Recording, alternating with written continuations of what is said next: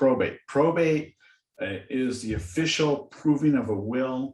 It's the legal process after someone dies. Now, I always hate when people give this disclosure. Well, I'm not an attorney and I'm not an attorney. And there may be people that are on the call that, have some legal background, but that is, that's a good enough definition. And I want you to have, I just let Deborah in. I want you to have enough working knowledge so that as you talk to clients and you have to talk to probate attorneys, you'll have enough credibility, and it won't take that much. So in the probate process, they have to deal with assets. The debts have to be paid off.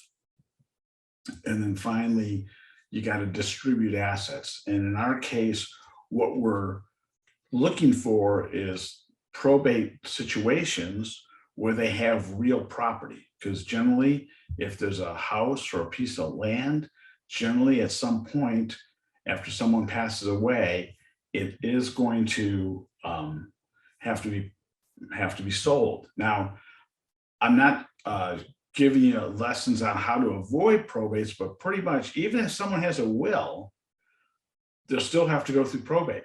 The only things that really avoid probates is depending if the property, how you title the property, like between a husband and wife with rights to survivorship, or if the property is put into a trust or a living trust. Those situations, either how we title properties or trust, can avoid this probate process. And after doing a lot of these probate sales, we do want to have our estate set up so we don't have to have our assets go through probate. So like I said, things, so not, sometimes the reason I say this, sometimes you'll see people pass away and it's not probate because probably there was a trust. So some more definitions. So the executor or the personal representative. So in a will, sometimes there is a named executor. If there's not an executor, or they used to say executrix, there could be someone that could be appointed to be the personal representative. If there is no will, usually one of the family members that is filing the petition for probate, I use that word a lot, that has an attorney file their petition of probate, they're applying to be the personal representative. So think of the executor and the personal representative. Those names are synonymous.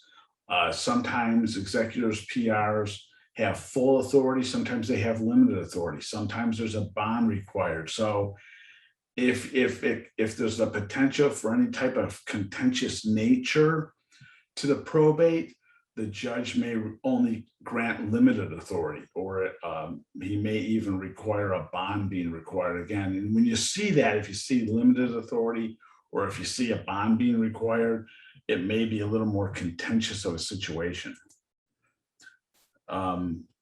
Usually there is always a probate, 90% of the time, there's always a probate attorney that's involved. But people here in California, for example, they could file the documents themselves, and that's what we call a pro per.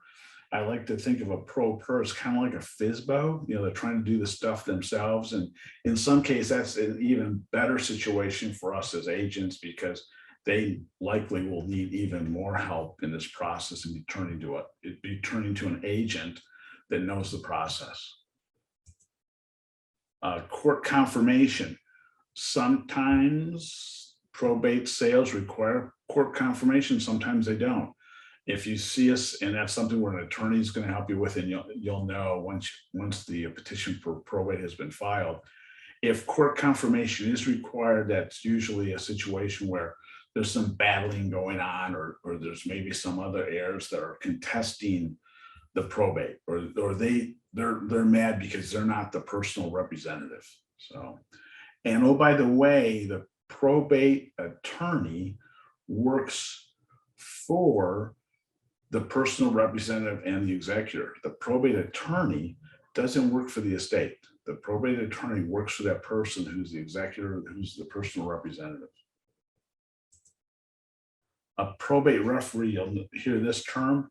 The probate referee is essentially an appraiser, and sometimes the courts will want the property appraised, and they have their list of appraisers, and they'll set a price. And in that case, like if there is court confirmation and the probate referee has appraised the property, the judge is going to require that the property sell, for example, for at least 90% of the appraised value.